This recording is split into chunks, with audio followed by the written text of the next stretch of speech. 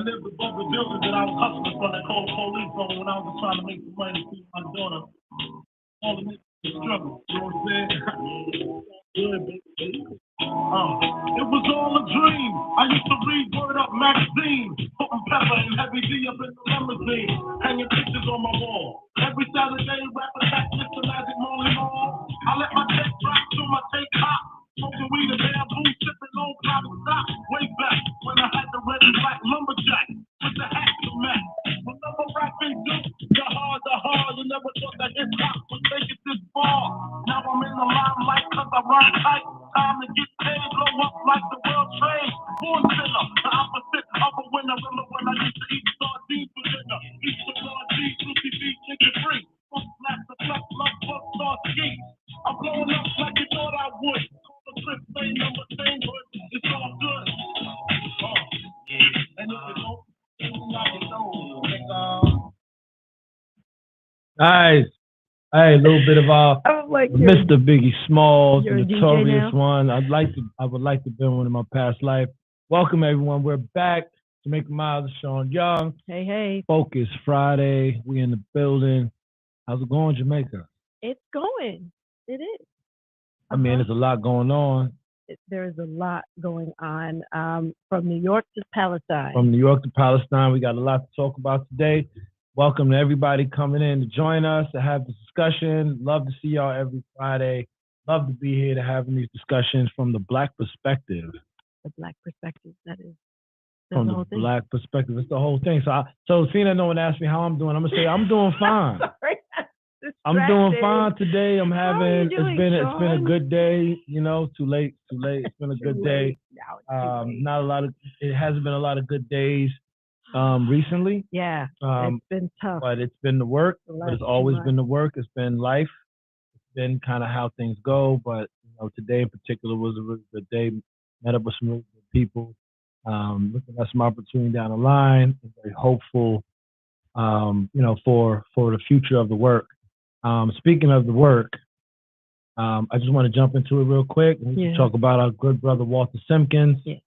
Walter Simpkins, a Schenectady vet, a pillar in our community, recently passed, and we're all sorry for it.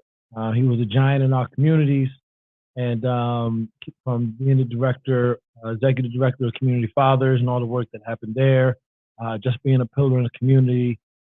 He's one of the first people, that I met that really was able to give me an example of what it looks like to overcome, extreme circumstances. I had to overcome a lot of circumstances, even be here sitting with you right now. He was an example of that to me, and he really always believed in me and what I was capable of. And it took me years to get finally back home, but I'm grateful to be here. And I'm grateful for all his support. And everyone has different memories of Walter. Just the number of stories that are being told, that will continue to be told, the number of videos and posts that have been shared on social media. I met Walter 2000 and something. It was early 2000s when I joined the board of the Hamilton Hill Arts Center. That's where I met Walter. Hey, and so Walter, that's for sure. It was, and he convinced Oriana to be a part of the Moses Viney dedication that he did every year for Juneteenth, and to every time I saw him, he would always mention her and either ask how she was or remember. I remember when, and everybody's got stories. And I know that we're going to hear even more stories, expecting his services to be next weekend.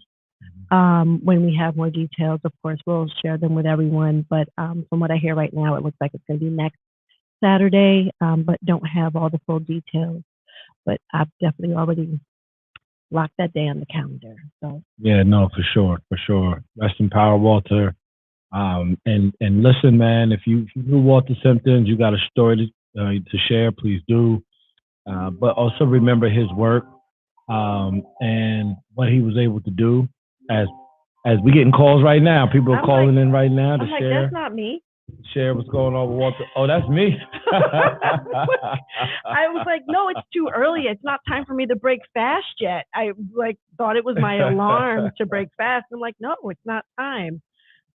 We're live. That was not a call for about Walter, but if you do have any, in all seriousness, if you have anything to share about Walter and his life, please do it with us. We'll be having these conversations through for the next several weeks. Certainly, we're going to be in attendance at his celebration of life. And love Walter. We wanted to get that out up front. Yeah. It's been a tough couple months.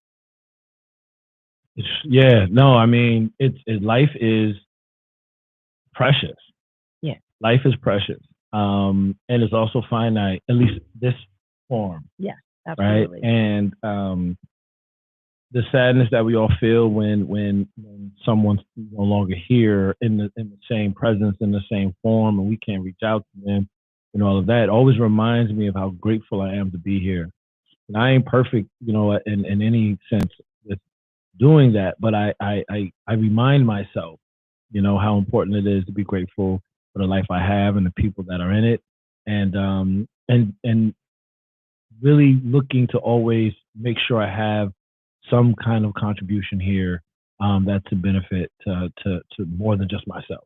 I've been reminding myself how blessed I've been to be in the presence of amazing folks, right? The sadness of so many people that I've personally lost in the last 2 months, they were instrumental in so many different ways, in supporting me and believing in me and giving me space and opportunities, mentorship, whatever you call it. And that sadness is because I won't be able to talk to them again.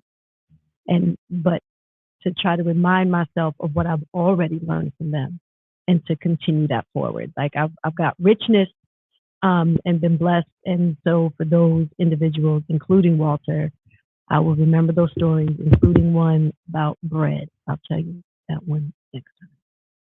I mean, Walter did have some stories. The story about bread. Yes, Walter had stories about a whole lot of things, and I bet that story was good. So we'll get into that some other time. But welcome back to Focus Friday. Jamaica Miles and Shawn Young once again.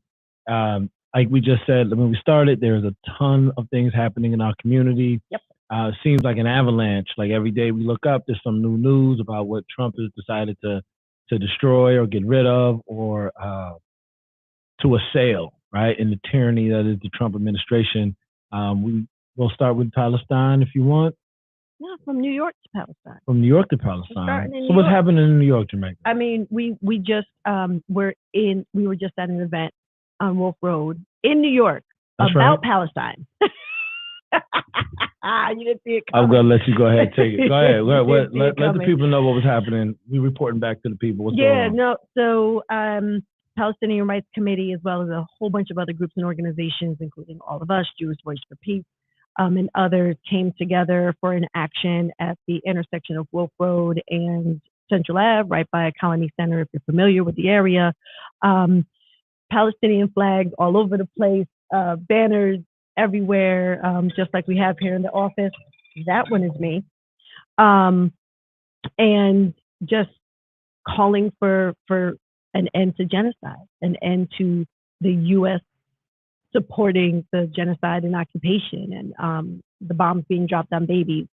There had to be, I don't know, there were a few dozen folks there.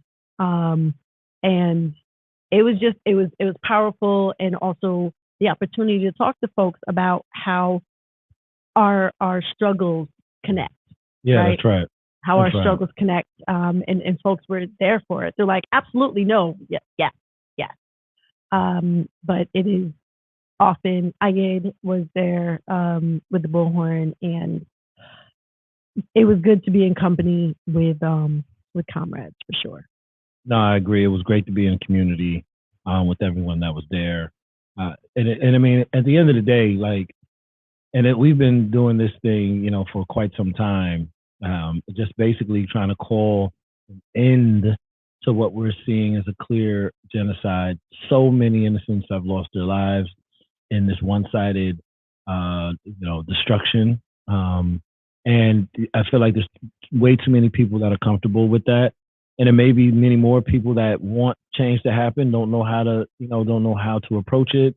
But you see those flags, you see those signs, and it's not about anything more than ending a genocide and stopping the murdering of children, actual babies and infants, women, innocent men. Like there's an entire you know, there's entire generations lost, through this battle, through this war, through this genocide, and we're demanding that it come to an end. It's on us. Our tax dollars pay for it. We fund it, and if we're silent, that silence is supporting it even more. So have your voice heard. Speak up. Say something. There was a great quote. I think that I forget where it was at. We were looking at something on social media, and it talked about, like, if you ever ask yourself what would you have done during the civil rights era, what would you have done during Vietnam, what would you have done, during the enslavement of people, what would you have done?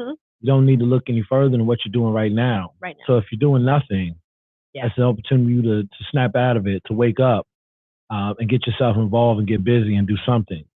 Don't create this fiction in your mind about what would happen. In reality, what would have happened is what you're doing at this moment. Absolutely. +1. All right, so that's what's happening. Happening in New York in relation to what's happening in Palestine. We've got this. We still have our issues here in New York State. From Cuomo running for mayor in New York City to the Department of Corrections officers winning some demands from the governor firing over 2,000 officers, to Craig Apple, Sheriff Craig Apple, Albany County, deciding it was a good idea to trumpet that he would like to hire those folks that were fired from the Correctional New York State Department of Corrections. I feel like the groups and the collaborations between the groups, the allies, and all of that, people are like hopping foot to foot about which thing to be a part of, right? Like, how do I support? Which way do I support? Is it the state fight? Is it the local fight? Like, what is it that folks need to hear, Jamaica? Whichever one you're available to be at on that day, right? None of us can be at everything every single day. That's right. It's all interconnected. So if you're really passionate about housing justice, but the Housing Justice Act is on Monday at 9 a.m. and you've got to be at work and you can't miss work for whatever reason, right? You used up all your vacation days. And I say that intentionally as someone who used to use vacation days to go to the Capitol, right? You've used up all your days. You can't go for whatever reason. But on Tuesday, that's your day off. And on Tuesday, we're doing, behind the wall, right? We're having, or make it be Sunday, March 23rd at 2 p.m. You don't have work. You come to the New York State Capitol because that's the day you can be there. And we recognize that the humanity of everyone is what we're fighting for them to have access and opportunity to thrive, and no one is struggling to survive. I've been saying it for a few years now. Yeah. Show up for the thing that you can, because that's the time you're available. Recognize how it's all connected and supporting one another. Speaking of which, what can they show for on March 23rd? Sunday, March 23rd at 2 p.m. at the New York State Capitol, behind the wall, friends and family coming together for a speak out. Some powerful folks are going to have some things to say, calling for justice and humanity for their family that happens to be behind the wall right now, as well as just being in community and showing New York State that it's not just the corrections officers that you need to listen to, that there's a whole bunch of other folks that have demands, and that demand is for the humanity of everyone, and not prioritizing the privileged group over those that are already subjugated in a horrible situation. So it's really important folks come out Sunday, March 23rd, a couple days from now, 2 p.m. at the New York State Capitol. Show up at the corner of Shawn and Washington. I'm sure you'll be able to see us. No, that's a fact. That's a fact. And I want to give a big shout out because I'm about to bring up a brother name. I know him as Kush. Y'all know him as Patrick Stevens. He just had a wonderful panel. I don't know if it's a wonderful panel, but it was an interesting panel on Channel 6 discussing what's happening in New York State prisons. There were several politicians there, former corrections officer. My brother Kush is formerly incarcerated.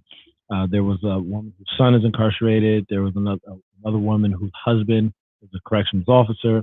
It was a really interesting discussion. I think if you pay close attention, Kush really kind of like laid into them and in a really articulate, high IQ way, right? He didn't allow some of the anecdotal kind of responses, that misinform people about what's happening in prison. He actually went to the data and he cut across a lot of the hypocrisy that he heard from them. I think it was really dope. So if you get a chance, check out my boy Patrick Stevens on Channel 6. Also, check us out March 23rd. I'm just going to repeat it for you, just so that, show up, be up, have your voice heard. There's a lot going on. Like we talked about it last week a little bit. A little bit. And, and we're going to have Patrick on at some point. No, definitely to have that discussion because I want to, we want to go through that video and ask him deeper questions about some of the responses we heard from them and get into like some of the things he said, let him expound on that a bit. I think that we need to make sure we're elevating these platforms for our folks, and that's what we'll do. But I'll tell you what, one thing for certain and two things for sure, this platform here, right, is so necessary to the work. If I wasn't doing this work with you, I'd be tuning in myself just to hear because these conversations don't happen in the same way.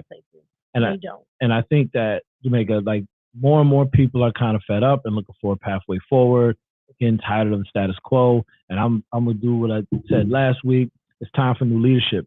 It's time for new leadership across the board, and not just the same old status quo leadership. It's time for people that have a plan. We need strong leadership. We need bold leadership. We need people that are willing to actually take action and not just perform. Well, it's really interesting because the most radical thing is to treat everyone with humanity, dignity, and respect. Like the thing we're talking about is considered radical. The thing that gets argued about, that the governor will say, oh, well, I need the corrections officers to be safe. And, oh, that was, unnecessary. Or we should have a mask ban, right? Because we don't want people covering their faces, targeting protesters, forgetting that other folks are doing it for health reasons. But like the simplest of things is what we are fighting for.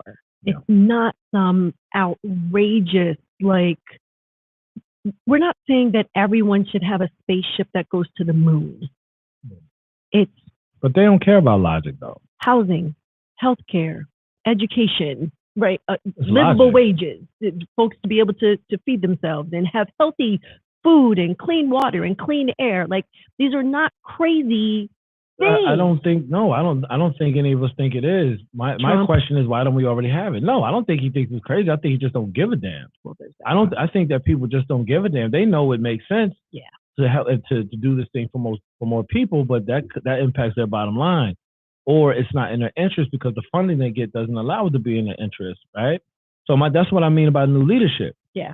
Like we find ourselves stuck in these situations where we're always trying to produce this logic or this data to support these things that are just common sense, right? We're in the wealthiest country in the world. The trillions of dollars that come, the trillions of dollars that the United States market represents across the world is way beyond what any other country is doing. Like it's not even close. Just with the taxes that we could get from the top 1%, we could end homelessness in this country, right? So that you have to ask yourself, if all this makes sense and all of this is logical and all of this would help and benefit so many people, why haven't we done it yet? There's a reason why we haven't done it yet. It's because the people at the top don't want it to happen. The politicians are funded by all these different, different corporations and other entities that have a plan in place to profit themselves, not the people. It's always profit over people, and I think they tell us. I think Mike MLK said this. It's socialism for the rich, right? Rugged individualism for the poor. That part. So it's like at some point we have to get to a place where we're just not going to accept this anymore. We don't want to see it. We don't want to have it, and that means taking action. That means stepping up, right? Yeah, it means that thing that you've been saying for like a week now. Wake up. Yeah, wake up. We need to rise up. We need to resist what's happening at the corporate levels and in our political world, whether it's local, state, or federal. At that time, if it's not a better time to do it than now. There won't be as much with all the different changes that Trump is laying out. for to for us to like have to suffer through. I think it would be a fool to close your eyes at this point. The American dream is being shattered. I mean, the American nightmare. The American dream in the ideological sense of what that meant has been shattered. It's always been the American nightmare for us, but now we're seeing the impacts that way beyond just us across the board are being felt in different ways. And I think people are doing their best to wake up in this moment, but it's not enough to just wake up. You got to wake up, you got to rise up, you got to find a way to resist. Absolutely. And of course, we're going to be talking about that on Sunday at 2:00. We're going to be talking about it again on April 5th at the state capitol, as well as every other day, right? Like this doesn't stop, this doesn't end. And it's that piece that you and I have had discussions about time and time again, that we can't let our foot off the gas. No. That if we get a win, that doesn't mean it's the end. It means we got to win and now keep going. And that's the part that I think is also hard for folks to kind of comprehend is this could last a long time. Yeah. And it should last a long time because we're trying to fight back against hundreds of years of oppression and exploitation. And the folks that are in power are not going to give it up willingly. Mm-hmm. So, yes, this is going to take a long time. Yes, we need you to show up on a consistent basis. Yes, we're in this together. It doesn't mean that we're going to, look for ways that we all burn out. But the more of us there are. Yeah. I mean, we can talk a little philosophical about stuff, right? A little bit. Like, what is it that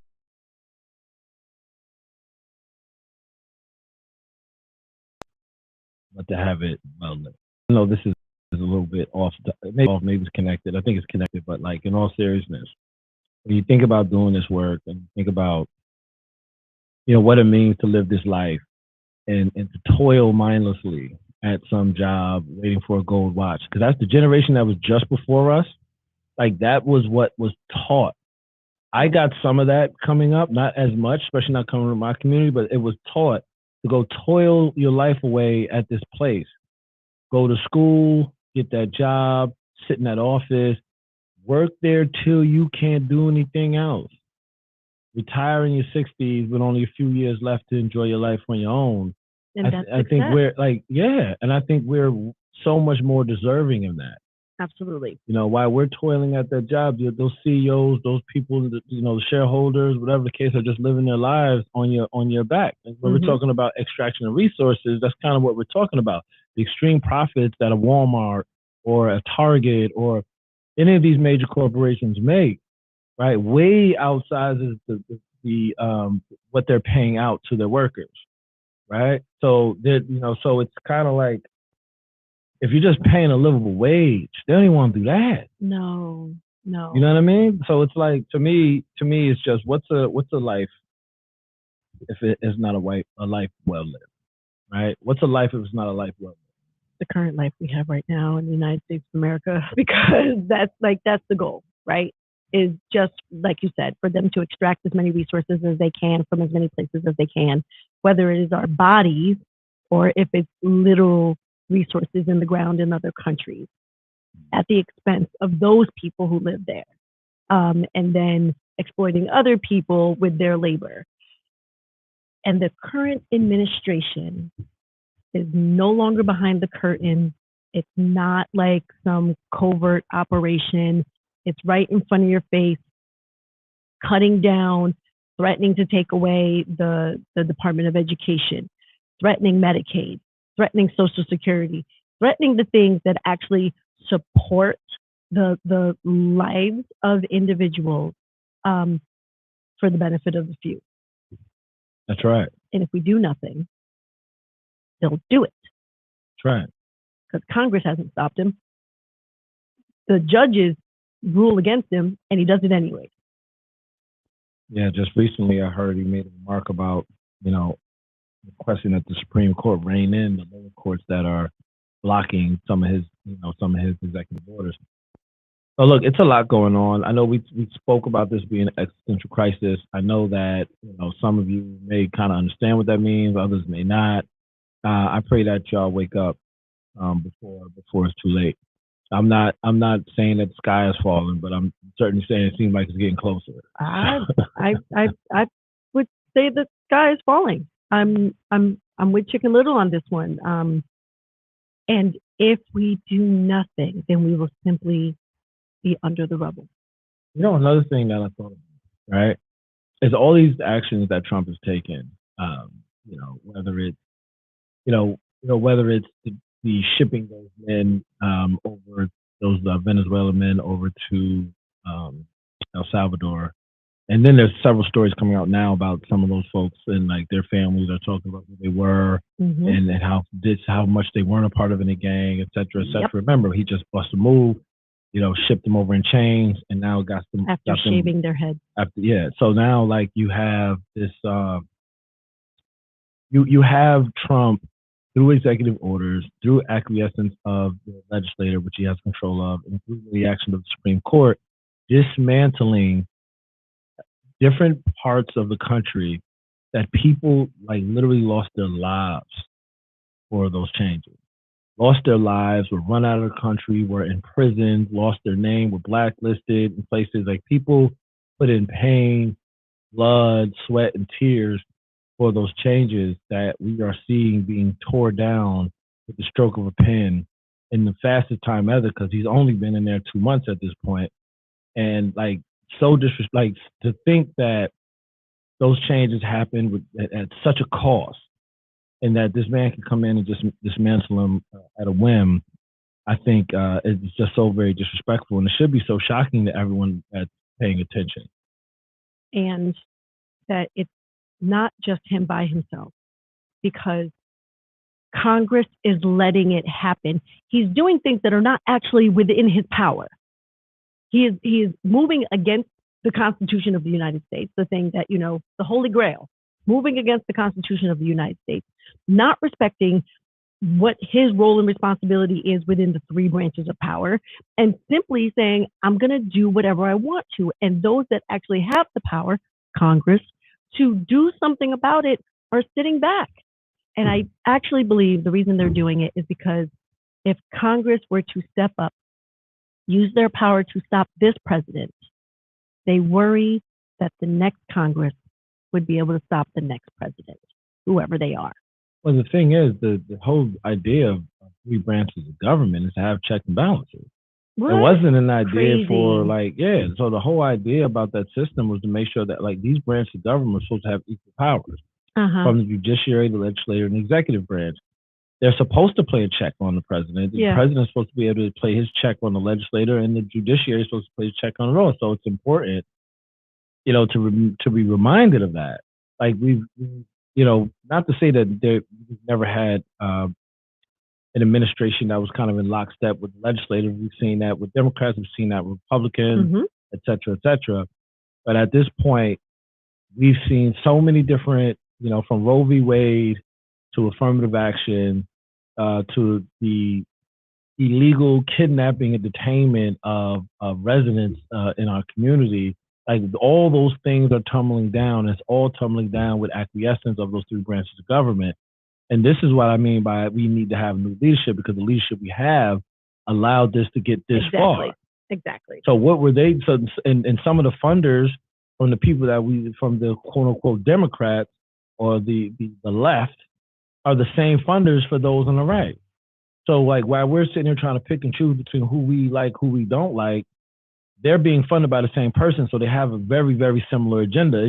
They are speaking to it differently and speaking to different bases about it. So that's a whole nother conversation we need to be discussing.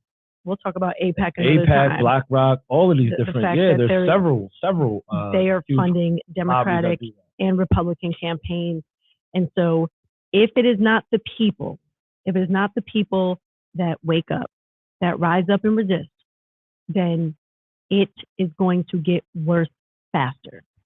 That's right.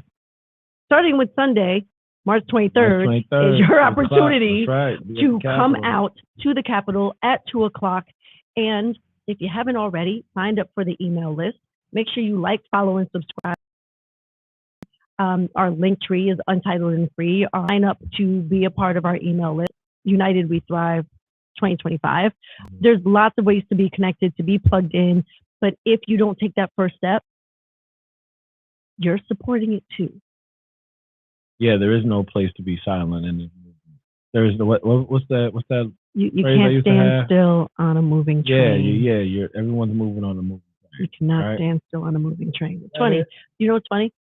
Both you and Oriana say it, so it's great. It must be something important for us to remember. No, absolutely. All right. So look, if you watch this live, click like, share, click subscribe. love. You can click love too if you Yeah, want. no, yeah, But the click love. like is fine if you want, but we like love a little bit more. And tune in again for Look, next the hearts Friday. went up. Oh, that's fire. We just learned something new. Click like, share, subscribe to our YouTube page. Be back again next Friday. We'll be here with the Black Perspective.